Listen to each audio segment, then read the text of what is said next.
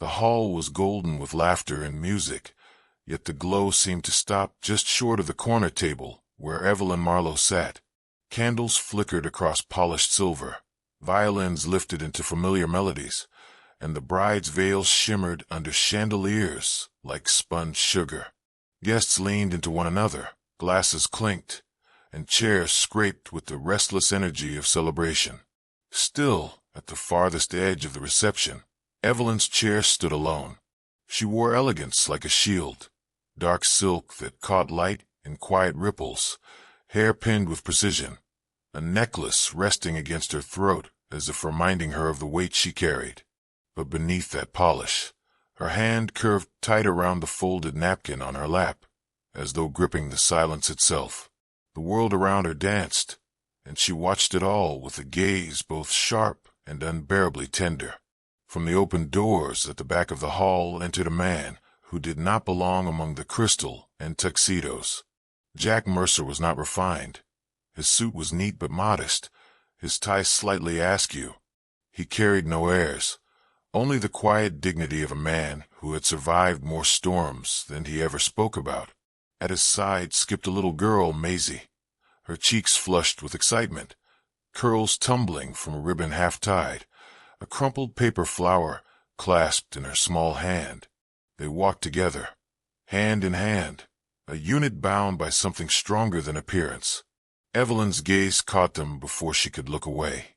Jack kneeling on the polished floor to fix the strap of his daughter's shoe, his large hands careful, his voice low and patient. It was the tenderness that pierced her. In a world of grand gestures, it was such quiet care that made her chest ache. Maisie, restless with the fearless curiosity of children, drifted from her father's side and wandered toward the table where Evelyn sat. She stopped wide-eyed, staring up at the elegant woman in the chair. Then, without a word, she placed her wrinkled paper flower on the white linen before her. Evelyn's breath caught. She had not expected kindness tonight, not here, not like this.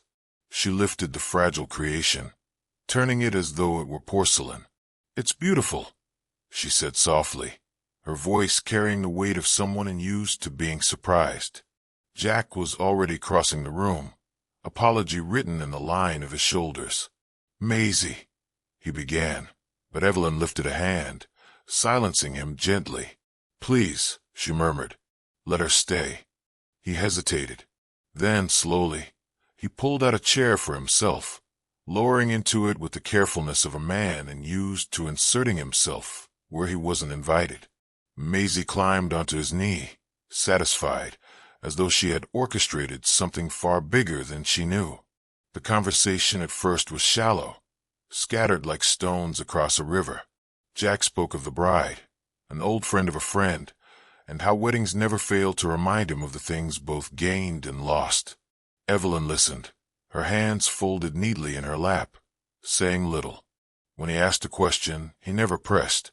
When she answered, it was always in half-truths, like dipping her hand into a stream without letting the water fully touch her skin. Yet there were pauses that spoke louder than any words. The way Jack glanced at her chair, but never let pity soften his eyes.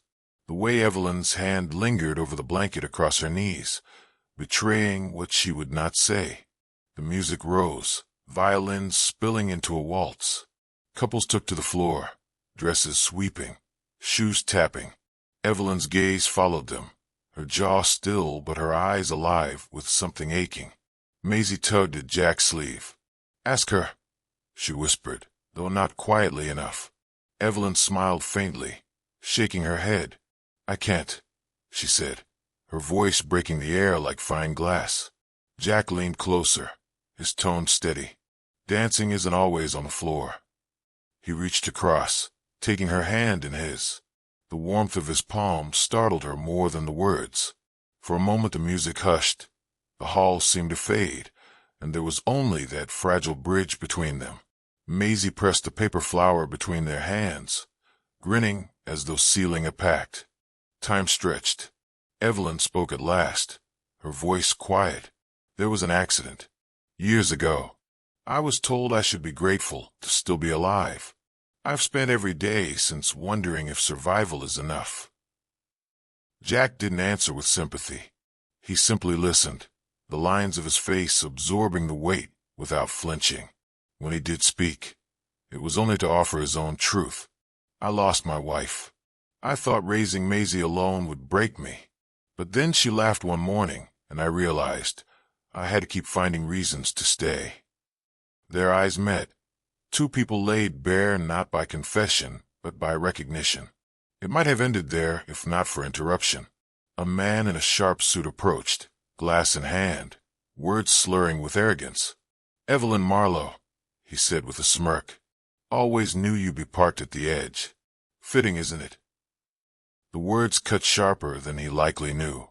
Before Evelyn could swallow them down, Jack rose. "Enough," he said, voice low but firm. The guest faltered, taken aback by the steel in a stranger's tone. Jack didn't raise his hand, didn't threaten, only stood between cruelty and its target. The man muttered and drifted off, leaving behind silence heavy with something new.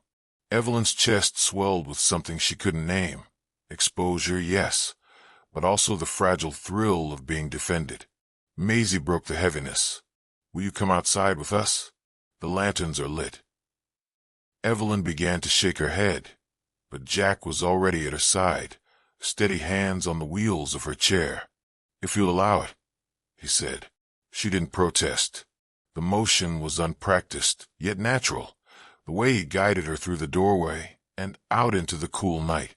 The garden glowed with lanterns, little orbs of light swaying in the breeze, fireflies mingling as though the world had decided to conspire for beauty. Maisie ran ahead, laughter trailing like music, while Jack and Evelyn remained in the hush between lanterns. "I hadn't planned to stay long," Jack admitted, watching the way the lights reflected in her eyes. "But then you looked at Maisie like she mattered, and I wanted to stay." Evelyn's breath trembled. "No one has wanted me outside of what I can build, own, command. Tonight I'm just a woman in a chair." Jack shook his head. "Tonight I didn't see a title. I saw you." Her throat closed on the words she couldn't release. Maisie returned, climbing onto Jack's lap, her curls wild in the wind. She leaned against Evelyn, unafraid, and asked with childlike clarity, "Will you be our friend? Maybe our family?" The silence that followed was not empty. It was vast, brimming with everything unsaid. Evelyn's hands shook as she reached for Jack's. He didn't hesitate. His fingers closed around hers, grounding her in a way she had not known she needed. The music from the hall drifted faint through the garden. Jack leaned closer, not rushing, not demanding. His forehead brushed hers, a vow unspoken. For the first time in years, Evelyn felt something stir alive in her chest, fragile, uncertain, but real. The paper flower rested between their joined hands. She looked at it, then at him, tears tracing the edges of her resolve. "Perhaps this is the beginning I never thought I'd have," she whispered. The lantern light flickered, catching the sheen of her tears, and for once they were not of loss but of renewal. And maybe that's all any of us long for.